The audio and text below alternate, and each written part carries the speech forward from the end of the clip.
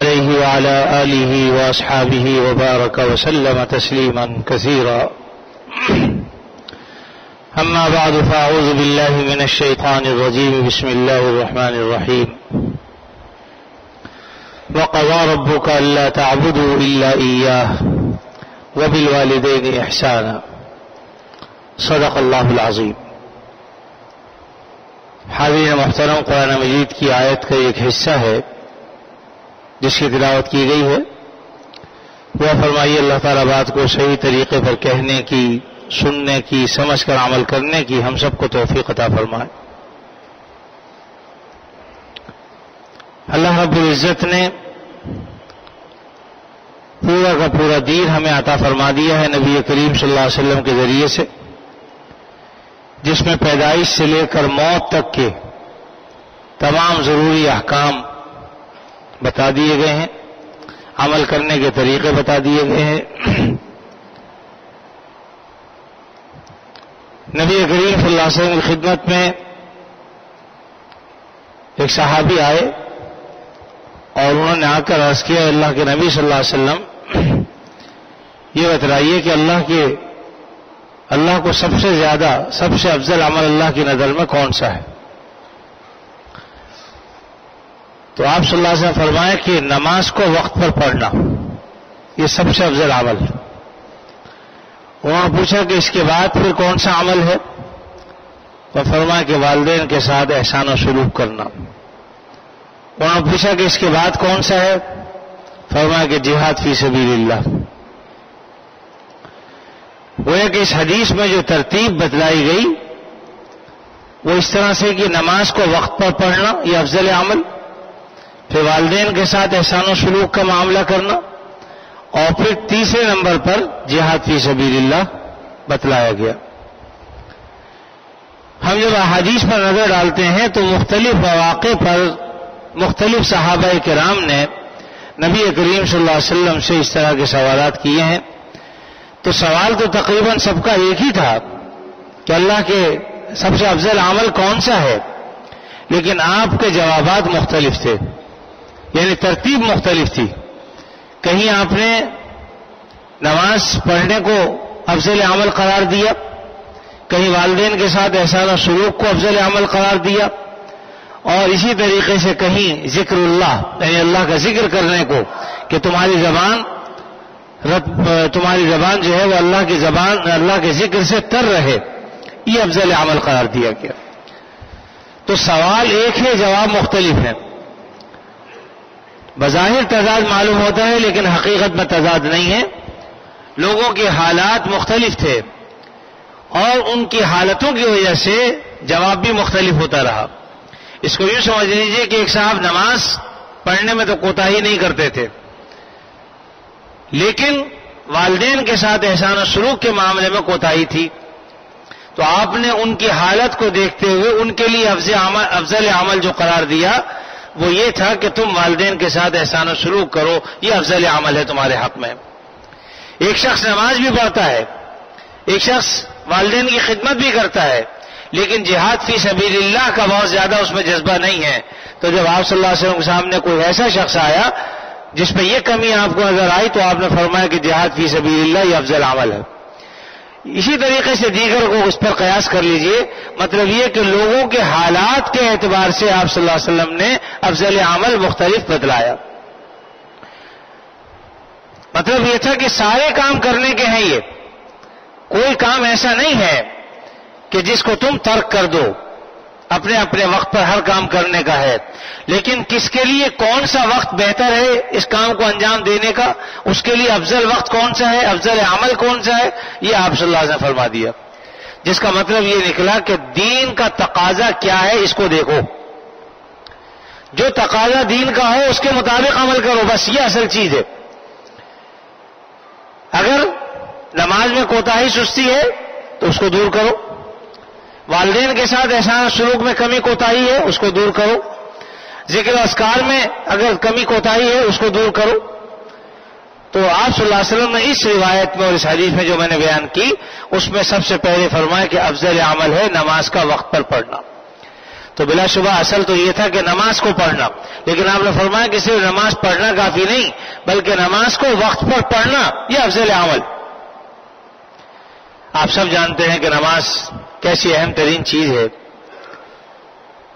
صحابہ کرام تو یہ فرماتے ہیں کہ ہم اپنے زمانے میں اگر کوئی شخص نماز نہیں پڑھتا تھا یا جماعت مسجد میں نہیں آتا تھا تو ہم تعزیت کے لیے باقاعدہ ان کے گھر جایا کرتے تھے نماز نہ پڑھنے کی وجہ سے۔ یعنی ہماری نظر میں یہ عمل ایسا تھا کہ جیسے کوئی شخص مر جائے اور تعزیت کے لیے اس کے گھر جایا جاتا ہے، اس طریقے سے نماز اگر رہ جائے کسی کی اور وہ مسجد میں نظر نہیں آتا تھا تو خبرگیری کے لیے اس کے گھر جایا کرتے تھے۔ تو اس سے آپ اندازہ لگا لیجئے کہ نماز کس درجے کا عمل ہے۔ اس لیے آپ صلی اللہ علیہ وسلم نے فرمایا کہ نماز کو وقت پر پڑھنا۔ غالباً جس صحابی نے آپ صلی اللہ علیہ وسلم سے یہ سوال کیا ان میں یہ کوتاہی تھی، اور آپ صلی اللہ علیہ وسلم نے ان کی اس کوتاہی کو دور کرنے کے لیے فرمایا کہ افضل عمل یہ ہے کہ نماز کو وقت پر پڑھو۔ کوئی نماز تو وقت پڑھتے تھے لیکن بعض اوقات کوتاہی ہو سکتی ہے کسی سے بھی، تو آپ صلی اللہ علیہ وسلم نے اس کی طرف رغبت دلائی کہ نماز کو وقت پر ادا کیا جائے۔ ایک حدیث میں آپ صلی اللہ علیہ وسلم نے ارشاد فرمایا جس کا حاصل خلاصہ اور مفہوم یہ ہے کہ اگر کسی شخص کی نماز رہ جائے یعنی وقت پر وہ ادا نہیں کر سکا، قضا ہو گئی، اور آپ نے مثال بھی دی کہ مثلا عصر کی نماز اس کی رہ گئی ادا ہونے سے، تو یہ ایسا ہے کہ جیسے اس کا گھر بار لٹ گیا، مال و متاع لٹ گیا، اولاد لٹ گئی، یعنی کسی کا اگر سارا گھر بار تباہ ہو جائے تو جس طرح وہ مفلوق الحال ہو جاتا ہے، اسی طریقے سے وقت پر اگر کوئی شخص نماز نہیں پڑھتا تو اس کا حال بھی ایسا ہی ہے کہ وہ بھی مفلوق الحال۔ تو اس لیے آپ صلی اللہ علیہ وسلم نے اس طرح ترغیب دی کہ نماز کو وقت پر ادا کرو، اور اس کے بعد فرمایا کہ والدین کے ساتھ احسان و سلوک۔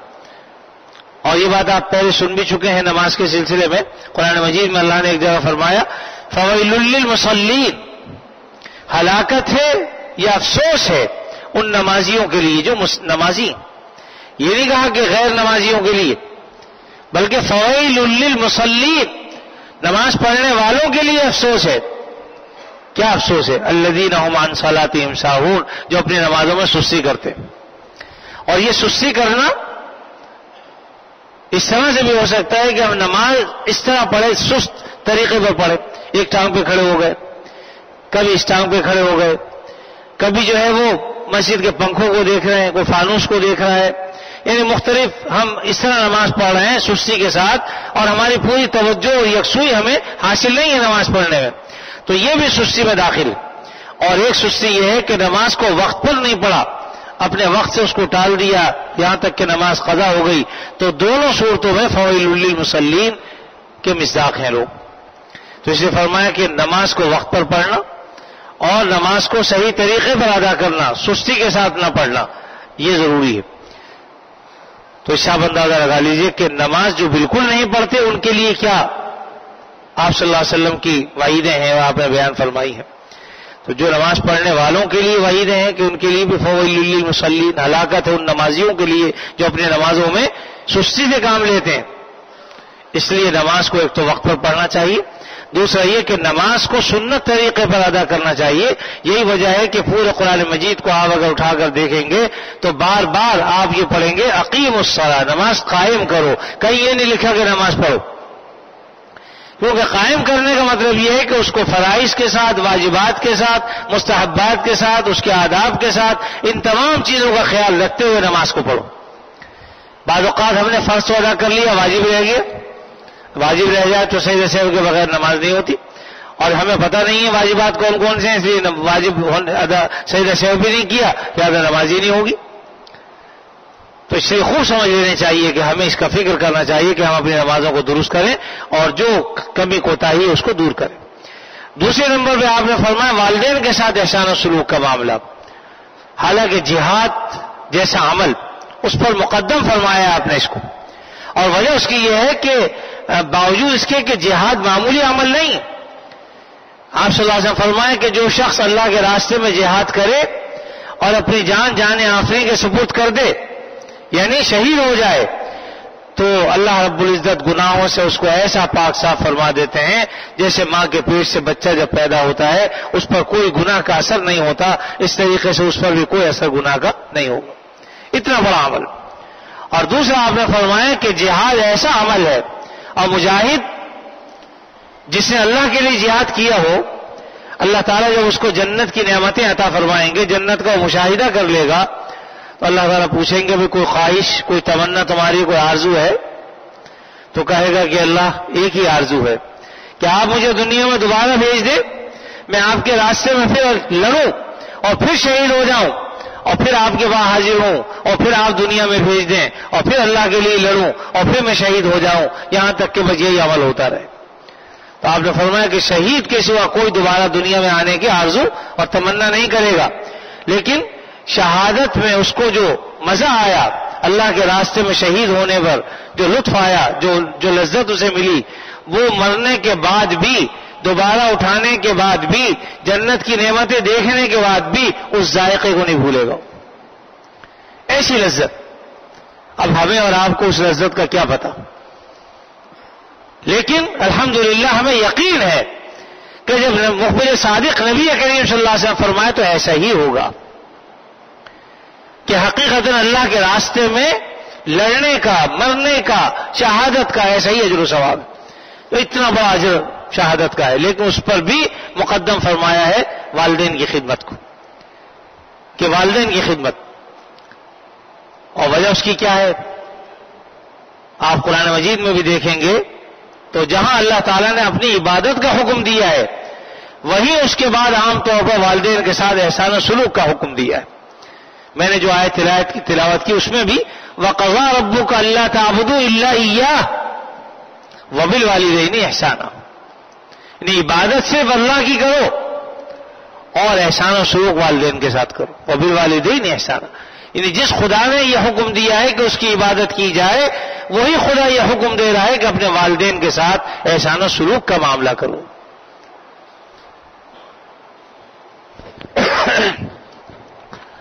نبی کریم صلی اللہ علیہ وسلم خدمت میں ایک صحابی آتے ہیں اور عرض کرتے ہیں کہ اللہ کے نبی صلی اللہ علیہ وسلم میں جہاد میں جانا چاہتا ہوں.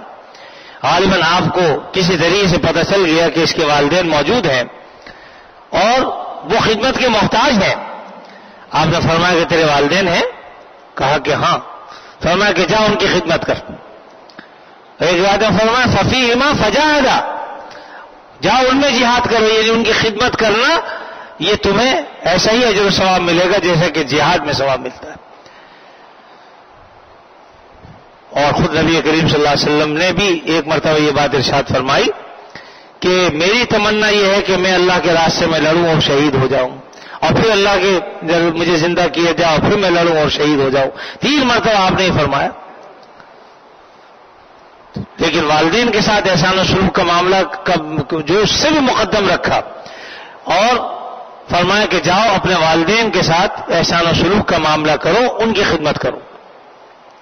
یہاں اس بات کو خوب سمجھ لینا چاہیے.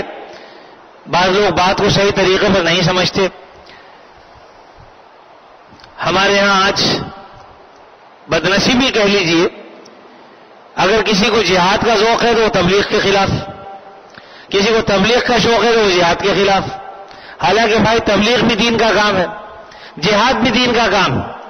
جب تبلیغ کی ضرورت ہے تبلیغ کیجئے، جب جہاد کی ضرورت پیش آئے تو تبلیغ والے بھی جہاد میں چلے جائیں. وقت وقت کی بات ہے کہ تقاضا کیا ہے دین کا ہم یہ دیکھیں اور جس چیز کا جو تقاضا سامنے ہو اس پر عمل کریں.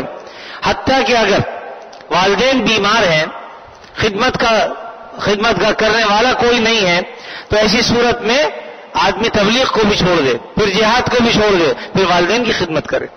اب آپ کیا کہیں گے کہ تبلیغ کا بھی منکر ہو گیا، مجاہد جہاد کا بھی؟ یاد رکھیے کہ نہ ہم تبلیغ کے منکر ہیں، الحمدللہ وہ بھی دین کا کام، اور الحمدللہ خوب اچھے طریقے سے اس وقت پوری دنیا میں ہو رہا ہے. ہمیں ان کے ساتھ تعاون کرنا چاہیے، خود بھی شریک ہونا چاہیے، اس کی انکاری نہیں. اسی طریقے سے جب وقت جہاد آئے اور اس کی ضرورت ہو تو یقیناً اس وقت وہ عمل بھی اپنی جگہ پر سب سے افضل عمل ہوگا. لیکن ہمیں دیکھنا ہی چاہیے کہ اس وقت ضرورت کس بات کی ہے. حضرت ڈاکٹر فیض عارفی رحمۃ اللہ علیہ فرمایا کرتے تھے کہ دین اپنے شوق کو پورا کرنے کا نام ہرگز نہیں. اپنے شوق کو پورا کرنے کا نام دین نہیں ہے. فرمایا کہ آج کسی کو شوق صف اول میں آگے بیٹھنے کا ہے، کسی کو مسجد میں جماعت سے نماز پڑھنے کا شوق، کسی کو تبلیغ میں جانے کا شوق، کسی کو جہاد میں جانے کا شوق، لیکن یہ نہیں دیکھتا کہ وقت کی ضرورت کیا ہے، اس وقت ضرورت کیا ہے، دین ہم سے کیا تقاضا کرتا ہے، جس چیز کا تقاضا ہو اس کی طرف متوجہ ہونا چاہیے۔ اور حضرت مولانا مشیع الامت حضرت مولانا مشیع اللہ خان صاحب رحمۃ اللہ علیہ، جو ہندوستان کے بہت بڑے عالم تھانوی رحمۃ اللہ علیہ کے اجل خلفاء میں سے تھے، وہ فرمایا کرتے تھے کہ اگر کوئی شخص اپنی بیوی کے ساتھ کسی جنگل میں ہے اور مسجد دور ہے اور نماز پڑھنے کے لیے مسجد جانا چاہتا ہے، لیکن بیوی کہتی ہے کہ تو اگر مسجد جائے گا تو میرا تو ڈر کے مارے دم نکل جائے گا، میں جنگل میں اکیلی ہوں، اسے خوف ہے، تو اس شخص کے لیے ضروری ہے کہ وہ گھر میں نماز پڑھ لے، مسجد میں نہ جائے، اس لیے کہ اس وقت کا تقاضا یہ ہے۔ تو آدمی کو دیکھنا چاہیے کہ ہم وقت کے تقاضے پر عمل کریں کہ دین ہم سے کس چیز کا تقاضا کر رہا ہے، جو چیز دین کا تقاضا ہو اولی اس تقاضے پر عمل کریں۔ اور مثال کے طور پہ آپ دیکھیے حضرت اویس قرنی رضی اللہ تعالیٰ عنہ کتنے بڑے بزرگ ہیں، یمن کے رہنے والے، قرن کے رہنے والے، اور نبی کریم صلی اللہ علیہ وسلم کے زمانے کو انہوں نے پایا، دل میں خواہش تھی کہ آپ کی زیارت کے لیے میں مدینہ منورہ جاؤں، لوگ جوک در جوک جو ہے یمن سے آپ صلی اللہ علیہ وسلم خدمت میں حاضر ہو رہے تھے، لیکن والدہ بیمار تھیں، اور والدہ بھی بیمار ایسی تھی کہ غالباً چلنے پھرنے سے ہی معذور تھی، خدمت کرنے والا کوئی نہیں تھا، کھلانے پلانے والا کوئی نہیں تھا، اور دل میں یہ شوق تھا کہ آپ صلی اللہ علیہ وسلم کی زیارت کروں، اور یقیناً یہ زیارت آپ کو شرف صحابیت سے بھی ہمکنار کر دیتی۔ تو آپ نے کسی طریقے سے پیغام بھیجا آپ صلی اللہ علیہ وسلم کو کہ اللہ کے نبی صلی اللہ علیہ وسلم جی چاہتا ہے کہ آپ کی زیارت کے لیے حاضر ہوں، لیکن والدہ بیمار ہیں، اب میرے لیے کیا حکم ہے، کیا کروں، والدہ کی خدمت کرتا رہوں یا آپ کی جو ہے وہ زیارت کے لیے مدینہ منورہ حاضر ہوں؟ آپ نے فرمایا کہ تو پھر میں والدہ کی خدمت کروں، میرے پاس آنے کی ہرگز ضرورت نہیں ہے، بلکہ والدہ کی خدمت کرتے رہو۔ چنانچہ وہ والدہ کی خدمت کرتے رہے یہاں تک کہ آپ صلی اللہ علیہ وسلم دنیا سے رخصت ہو گئے اور شرف صحابیت انہیں حاصل نہیں ہو سکا، لیکن دین کے تقاضے پر عمل کیا، اپنے شوق کو پورا نہیں کیا۔ شوق تو یہ تھا کہ جا کے آپ کی زیارت کر لیں اور صحابی بن جائیں، لیکن دین کا تقاضا کیا تھا کہ والدہ کی خدمت کی جائے، چنانچہ والدہ کی خدمت کرتے رہے، اور یہاں تک کہ آپ صلی اللہ علیہ وسلم جب دنیا سے رخصت ہونے لگے یا ہو چکے تو اس سے پہلے آپ نے یہ وصیت فرمائی حضرت عمر فاروق رضی اللہ تعالیٰ عنہ کو کہ دیکھو میرا ایک امتی آئے گا یمن سے، قرن کا رہنے والا ہے جو یمن میں واقع ہے، اور جب وہ آئے تو اسے میرا سلام بھی کہنا، اس کے ساتھ ساتھ تم اپنے لیے بھی اس سے دعا کرانا اور امت کے لیے بھی دعا کرانا، اللہ تعالیٰ ان کی دعائیں تمہارے حق میں قبول فرمائے گا۔ سیدنا عمر فاروق رضی اللہ تعالیٰ عنہ کا یہ طریقہ رہا پھر کہ جب بھی کوئی قافلہ آتا مکہ مکرمہ حج کے لیے تو آپ ان قافلے والوں میں یمن کے لوگوں کو تلاش کرتے، ایک ایک آدمی سے پوچھتے کہ تم میں کوئی شخص ایسا ہے کہ جس کا نام اویس ہے، جو قرن کا رہنے والا ہے اور جو یہاں پر حج کے لیے آیا ہو۔ یعنی اس طریقے سے آپ تلاش کرتے رہے یہاں تک کہ ایک وقت وہ آیا کہ جب پتہ چلا کہ حضرت اویس قرنی تشریف لائے ہیں حج کے لیے، تو آپ ان کی خدمت میں تشریف لے گئے اور ان سے جا کر دعا کی درخواست کی۔ تو انہوں نے کہا کہ آپ صحابی رسول ہیں، آپ امیر المومنین ہیں، اور آپ مجھ سے دعا کی درخواست کے لیے کہہ رہے ہیں؟ فرمایا کہ ہاں، ہمیں نبی کریم صلی اللہ علیہ وسلم نے یہ حکم دیا تھا کہ میرا امتی اویس جب آئے تو تم اس سے اپنے لیے دعا کرانا، امت کے لیے دعا کرانا۔ تو جب انہوں نے یہ سنا ان کی آنکھوں میں آنسو آ گئے۔ میرے کہنے کا مقصد یہ تھا کہ دیکھیے یہ اللہ نے مرتبہ انہیں کیوں عطا فرمایا، اس لیے کہ انہوں نے اپنے شوق پر دین کو قربان نہیں کیا بلکہ دین کے تقاضے پر عمل کیا اور اپنے شوق کا گلا گھونٹ دیا۔ تو اپنے شوق کو کا چاہے ہمارا گلا گھٹ جائے لیکن دین کے تقاضے پر عمل ہو، یہ اصل چیز ہے۔ صحابیت معمولی درجے کا مقام نہیں ہے، بہت اونچے درجے کا مقام ہے۔ حضرت عبداللہ بن مبارک رحمت اللہ علیہ سے کسی شخص نے سوال کیا کہ بتائیے امیر معاویہ رضی اللہ تعالیٰ عنہ افضل ہے یا عمر بن عبد العزیز رحمت اللہ علیہ افضل؟ لوگ عام طور پر اس قسم کے سوالات بعض لوگوں سے کرتے ہیں، خاص طور پر جن کا معاشرے میں کوئی مقام ہوتا ہے، پھر اگر کوئی وہ دینی شخصیت ہے تو اور بھی زیادہ، تاکہ لوگوں میں اس کو فتنہ بنا دے۔ اگر ان کی زبان سے کوئی بات الٹی سیدھی نکل گئی، کچھ نکل گیا، پھر تو اس کو وہ فتنہ بنا دیتے ہیں۔ اس زمانے میں بھی کسی شخص نے یہ سوال کیا عبداللہ بن مبارک رحمۃ اللہ علیہ، جو بڑے جلیل القدر امام تھے اپنے وقت کے، تو صحابہ میں تو اس نے ان صحابی کو چنا کہ جو متنازع شخصیت ہیں یا ان کو متنازع بنا دیا گیا ہے۔ لوگوں نے ان کے لیے مختلف باتیں تاریخ میں بھی درج کر دی ہیں، اور بعض لوگ انہی کو بہانہ بنا کر والعیاذ باللہ اپنی زبانوں کو گندا کرتے ہیں، اپنے آپ کو گندا کرتے ہیں۔ یاد رکھیے، چاند کو تھوکنے سے چاند کا کچھ نقصان نہیں ہے، اپنے آپ کو نقصان ہوتا ہے، وہ تھوک جو ہے وہ تھوکنے والے پر جاتا ہے۔ صحابہ کو کوئی لاکھ برا کہے، ان کے اللہ تعالیٰ نے انہیں جو مقام دے دیا ہے، کسی کے برا کہنے سے ان پر رتی برابر بھی اثر نہیں ہوتا۔ البتہ یہ بات فتنے کا شاخسانہ ضرور ہو جاتی ہے، اس لیے کہ آج اس دنیا کے اندر بعض لوگ کہتے ہیں کہ مذہبی لوگ بڑے جو ہے وہ ہوتے ہیں، کہہ لیجیے کہ جلد باز ہوتے ہیں، یا بہت جلد وہ ہو جاتے ہیں، اشتعال انگیزی اختیار۔ بات یہ نہیں ہے۔ دنیا میں آپ دیکھ لیجیے، اگر کوئی کسی کے ماں باپ کو گالی دے تو کیا کرے گا سامنے والا؟ اسی طریقے سے ہر شخص کو دیکھ لیجیے، آج کوئی قائد اعظم کو گالی دے، آپ کو قانون بھی اجازت نہیں دے گا، جیل میں پکڑ کے اندر کر دیں گے۔ مادر ملت فاطمہ جناح کو گالی دے کے دیکھے کوئی، جیل میں اندر ہو جاؤ گے کہ نہیں؟ اسی طریقے سے جو ہے، اگر کوئی اس زمانے میں نواز شریف کو ماننے والا اگر اس کو گالی دے دے تو اس کے ماننے والے لڑنے کے لیے آ جائیں گے، تو کیا وہ جذباتی نہیں؟ جس کو جس سے لگاؤ ہوتا ہے ان کا اس کے ساتھ جذباتی تعلق بھی ہوتا ہے، لہذا اگر ان کے جذبات کوئی مشتعل کرے گا تو مشتعل تو ہوں گے۔ یہ حکومت کا کام ہے کہ ایسے لوگوں کو روکے جو صحابہ کرام کے بارے میں گستاخیاں کرتے ہیں۔ الحمدللہ ہمارے لیے تو اہل بیت بھی سر کا تاج ہے، صحابہ کرام بھی سر کا تاج ہیں۔ ہم تو نہ اہل بیت کے لیے اتنی سی زبان کھول سکتے ہیں، نہ صحابہ کرام میں سے کسی کی ادنا گستاخی کر سکتے۔ ہمارے لیے سب کے سب قابل احترام، جس طرح ہم سارے نبیوں کو قابل احترام سمجھتے ہیں، نہ حضرت موسیٰ کی ہم ذرہ برابر گستاخی کر سکتے ہیں، نہ حضرت عیسیٰ کی کر سکتے ہیں، اس لیے وہ بھی نبی برحق۔ اسی طرح ہم سارے صحابہ اہل بیت، اس میں حضرت علی ہوں، حضرت فاطمہ ہوں، یا دیگر جو بھی ہیں، سب کے سب۔ تو گستاخی کون کرتا ہے؟ آج کتابیں بھری ہوئی ہیں بازاروں کے اندر۔ اب لازمی بات ہے کہ اگر کوئی اس طریقے سے کہے گا تو پھر اس کا کچھ نہ کچھ رد عمل تو سامنے آئے گا۔ اس لیے حکومت کو چاہیے کہ وہ اس کا سدباب کرے۔ ابھی بھی غالباً پتہ چلا کہ کسی نے صحابہ کرام کے بارے میں کہا کہ حضرت علی کے سوا سب جو ہے وہ سب منافق تھے، یا خدا نہ کرے سب جو ہے مرتد ہو گئے تھے، والعیاذ باللہ۔ اب اس قسم کی باتیں اگر کوئی کرے گا تو پھر کیا ہوگا؟ صحابہ معمولی درجے کے انسان نہیں تھے۔ اللہ نے قرآن میں حکم دیا، اذا قیل لهم آمنوا كما آمن الناس، جب تم سے کہا جائے ایمان لاؤ جیسا کہ لوگ ایمان لائے، تو ان لوگوں سے مراد صحابہ کرام سے پتہ چلا کہ صحابہ کا ایمان یہ حجت ہے ہمارے لیے۔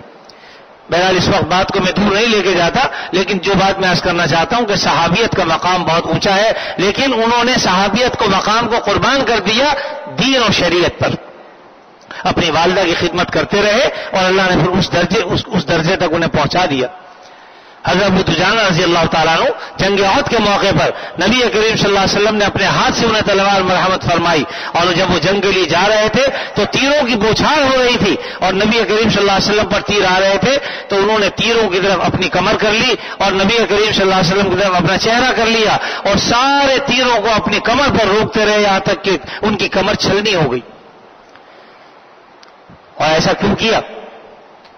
انہوں نے اس کو پسند نہیں کیا کہ میں اپنی پیٹھ نبی کریم صلی اللہ علیہ وسلم کی طرف کروں، یہ ادب تھا صحابہ کرام میں حضور اقدس صلی اللہ علیہ وسلم کا، تو اپنی پشت کر لی تیروں کی طرف، تاکہ ہمارے پشت اگر چھلنی ہوتی ہے تو ہو جائے، لیکن اس موقع پر بھی نبی کریم صلی اللہ علیہ وسلم کی طرف پشت نہ ہو، آپ کی طرف پیٹھ نہ ہو۔ یہ ادب تھا صحابہ کرام کے دل میں، اور مقام تھا نبی کریم صلی اللہ علیہ وسلم کا کہ میدان جہاد میں بھی ہمارے حضرت تقی عثمانی صاحب دعوت برکاتہم العالیہ فرماتے ہیں ایک جگہ پر کہ اگر صحابہ کرام نبی کریم صلی اللہ علیہ وسلم کے ایک ایک سانس کے بدلے میں اپنی زندگیاں قربان کر سکتے، یعنی کر تو سکتے تھے، لیکن اگر اس کے بدلے میں آپ صلی اللہ علیہ وسلم کو حیات حاصل ہو جاتی تو سارے صحابہ اپنی زندگیاں قربان کر کے نبی کریم صلی اللہ علیہ وسلم کو بچا لیتے۔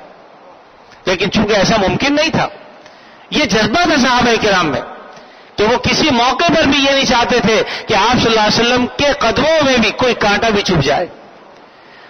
تو دیکھیے اتنا اونچا مقام، اتنا بلند مقام حضرت ویس قرنی رضی اللہ تعالیٰ عنہ نے نبی کریم صلی اللہ علیہ وسلم کی شریعت کی خاطر، دین کی خاطر چھوڑا، اپنے شوق کو قربان کر دیا اور شریعت پر عمل کیا.